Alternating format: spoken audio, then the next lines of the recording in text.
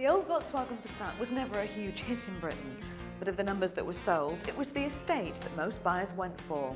The trusty, reliable, good old workhorse. But the coming of the new Passat Saloon has changed things just a bit. VW can't make them fast enough, and queues to own one are longer than traffic jams on the M25. And what of the trusty Estate? When it finally arrives, will it have changed from workhorse to true thoroughbred? Well, we've been invited to Hamburg in Germany to the press launch to find out. And here is the familiar front of the Passat that we know and we love. But of course, it's the back end that we've all come to Germany to see.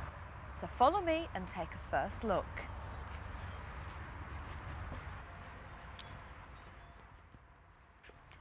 So what do you think? Has it lived up to your expectations? Well, I think it looks great, but you need to take a closer look and make up your own minds.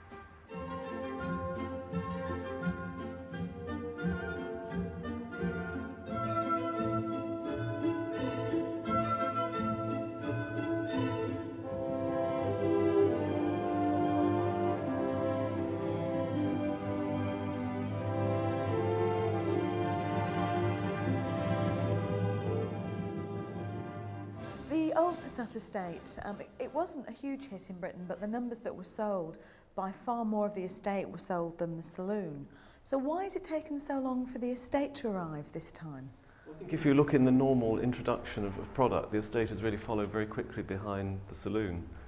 Traditionally in the past we had to wait about a year for new model variants to come through, and in fact we have deliberately delayed the introduction into the UK. We could have had it in July, but we have so many outstanding orders for Saloon, we've decided to put it back to October to the motor show so that we can fulfil the Saloon orders more readily.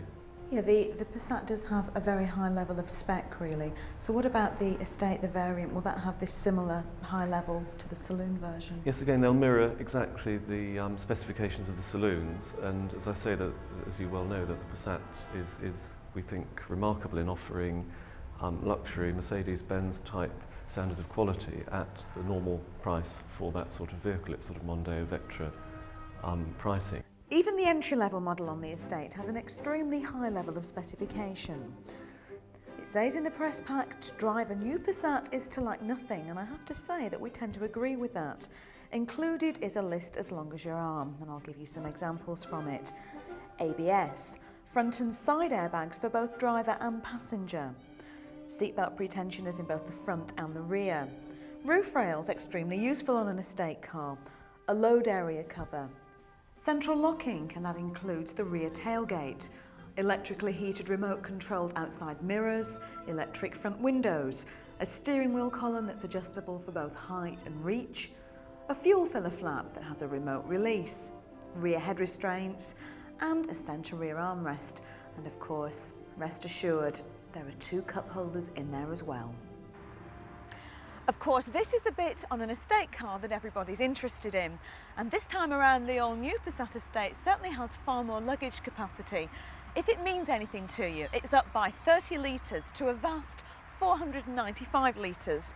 But what there are a couple of really nice touches that make it just that bit easier to store things. There's a great pull-out luggage cover, good for safety, and also some handy little clips all around the back here that mean you can tie up those bulky items and keep them down. All in all, it makes a very practical and vast luggage area, which is what you're buying an Estate car for, isn't it? But it's once you get inside that you realise just how spacious it actually is. You see, the VW Passat has been eating its greens. It's grown all over. It's grown 8 centimetres in length, 2.5 centimetres in width and 5 centimetres in height. And that extra height and the fact that the Estate version has a flat roof instead of the curved version of the Saloon gives rear passengers plenty of headroom, which is really quite needed. It also has more legroom for rear seat passengers than any other vehicle in its class.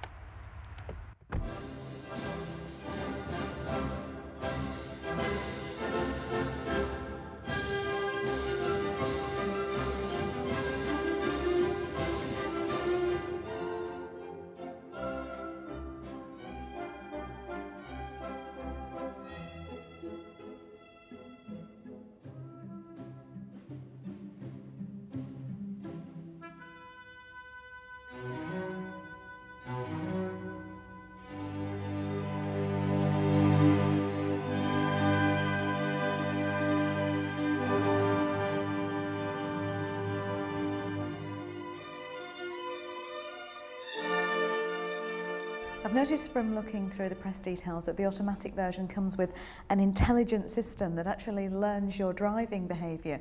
Can you explain this? Yes, it is an adaptive system, and for example, automatic gearboxes will change up and down at predetermined points. And if a driver is driving gently, so on a light throttle, the gear change will generally, the car will change up early. You can always get maximum performance when you put your foot flat on the floor, but it adapts to different driving styles. So if you're a sporty driver, it will gradually learn the fact that you're applying a lot of acceleration and adapt the change points accordingly.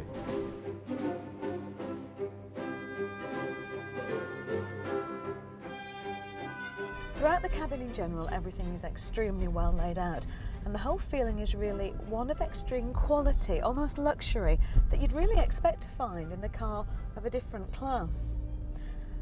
As VW say, it's all about attention to detail. I think one could almost call it an obsession.